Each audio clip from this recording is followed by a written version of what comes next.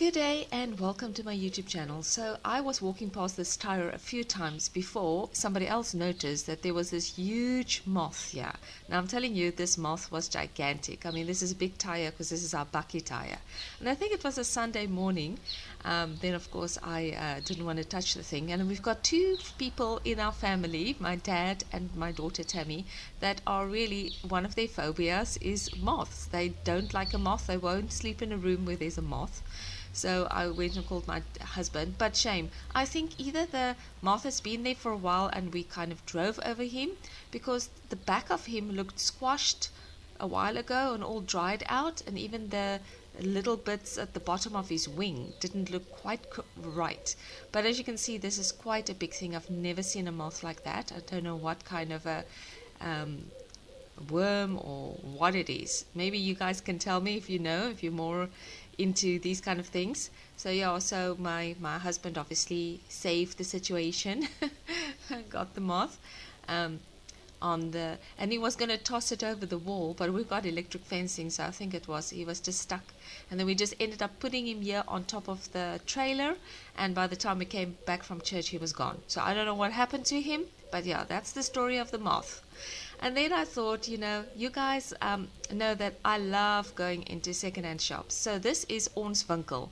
Ons Winkel is here, walking distance from me. Look at this pot, 120 Rand, and I sold like 20 pots of that for 500 Rand to somebody.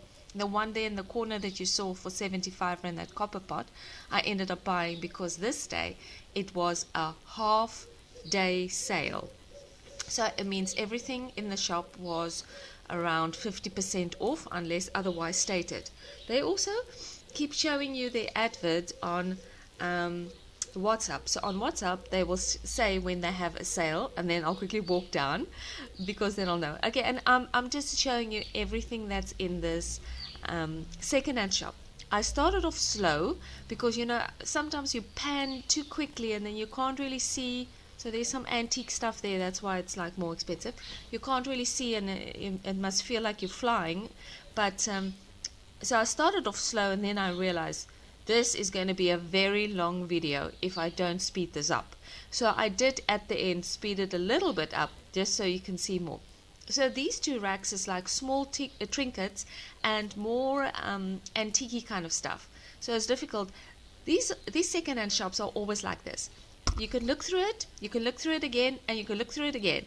And every time you'll see a new item that your eyes didn't pick up the first time. And also, they've got layers. So you can't just look at the top. You have to like scratch and see below. Like this little box has got craft stuff. And I know craft stuff is quite expensive. And yeah, they've put it in little packets of 3 Rand, 4 Rand, 5 Rand, up to 15 Rand. So if you are into crafts or things, you could have come and bought your things, supplies there. And this was linens over here. Sometimes they've got nice linens.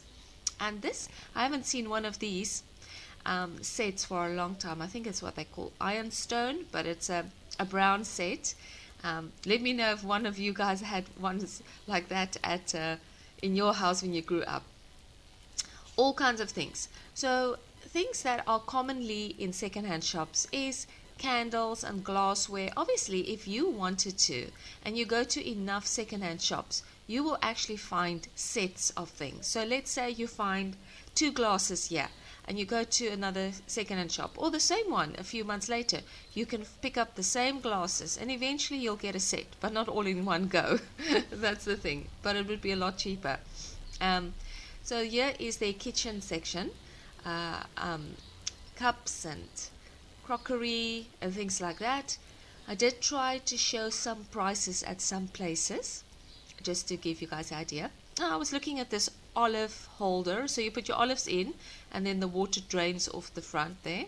Not that I would use it, and just throw it in a container or just cut the packet a little bit. I thought these hooks were nice, shell hooks. And you see there, candles. So candles you get quite a bit of. And you find a trend, and frames, old frames. I kind of liked, sorry, it's a little bit blurry here, but I kind of like these racks. There's the one here on the left, and there was a closed one on the right. They looked quite old, and the wood looked nice. Some frames, there's also quite a bit of frames normally at second-hand shops. That's not always cheap, and I don't understand why. They should be cheap. And this side is also more glassware and kitchen stuff. And I just panned up and down each row. So each second-hand shop has their own way of displaying. Some shops is so artistic it doesn't look like a second-hand shop. Like Heartlands used to be very artistic because the lady that decorate or pack the things out, she had a good eye. So it would look like a boutique. They actually called it chic boutique instead of a second-hand shop. So it all depends, but they get so many donations that they actually don't have just space. So the spacing is the problem. Then everything just gets packed everywhere. So that's basically it. So there's a pot stand, you can see, and then this section, I have found quite a lot of nice things in the utensil section. So that's something that can be quite cheap. So utensils can be from 50 cents. Oh, at the top here, they had quite a bit of baby things. Some of them are pricey. You see, the problem these days are everybody's got Google, and you can do that reverse searching. Have you ever done that on your phone, where you take a photo of the item and it will tell you what the price is? So they obviously also use that for a lot of things. But yeah, I have found a beautiful cake lifter, for 10 Rand over here, stainless steel, because I needed one and I wouldn't have.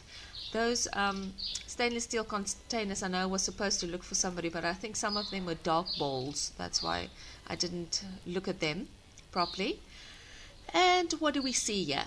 Lots of small things. And I'm not into small things anymore. I'm trying to declutter my house. So I don't look. Sometimes I see more things in the video than what I did when I was at the shop. And toys. Never buy your child new toys. Go to second-hand shops. Give them a good scrubbing. That's what I do. Disinfect them. Boil them, whatever you need to do, but buy your toys at second-hand shops because they are so pricey anywhere else. There's an electrical little section there, and they always have like a toaster or a thing. I thought these crocheted blankets were quite pretty, those ones with the lines. So, if you wanted something like that to make your room look a bit more cottagey, then you could buy a crocheted thing, and second-hand shops normally have those things too. This day, the books were 10 or 5 Rand only. And that's quite a bargain. So if you want a book as a certain color, or, I bought some lovely children's music books. Yeah, I've showed you before. That's when I come by, as when they're on special. More linen. And look at that nice pinky one that is there at the bottom. Needles, or knitting needles, should I say. This is the baby section over there. Little cot. Sheets, etc. Oh, look at that price at the top there. It says 1,200. That's not cheap. But, a lot of these shops, this one not so much, but a lot of the second-hand shops, like my favorite second-hand shop, you can kind of negotiate. This is where they put the wool and the patterns, and that's another thing. Oh, PP pot. You see that one? You'll see another one. And I ended up buying it because it was half price. I've got 3 now. I'm not entirely sure if I'm keeping it, but I'm not getting rid of it right now because the black and white is very in farmhouse kind of style, and they look very nice with a green plant in it. So I'll see. There's an old milk can that you picked up there. Now I'm at the other side of the middle table section, so you can walk around it, so you can see everything twice. But of course I walk in. These shops are not very big, so it's quite easy to spend a half an hour and trying to look at everything. This basket at the bottom was nice but broken. I didn't even see that basket there. And so the prices that you see here, you must now divide in half for the 50% sale. There's the other PP pot in the corner, if you saw that. And there's the Art Deco clock in there, but I'm not into Art Deco, but if somebody saw that. So normally when I do go, I do keep my eye out for the things that people said I must look out for, and then I would take a video or a photo, send it to the people and say, oh, this is here, are you interested, this is the price, and they would say yes, and I would basically just buy. Oh, something else that's in a lot of shops is biltong carvers. The carving thing, like with you'll see it now, there at the bottom on the right hand side. There it is. There's two of them there. That I also see a lot in the second-hand shops. And you see like tennis rackets, all old exercise kind of things.